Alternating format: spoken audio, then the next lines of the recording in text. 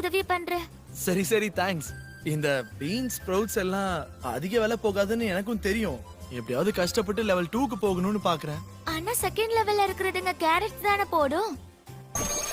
என்ன சொல்றீங்க? உண்மையாவா?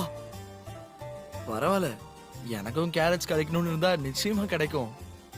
அப்புறம் இப்ப புதுசா வந்துச்சு அந்த புது டஞ்சனை பத்தி நீங்க கேள்விப்பட்டீங்களா? அப்படியா? புது டன்ஷன் வந்திருக்கா? ஆமா, அப்பப்ப அந்த மாதிரி தான் வரும்.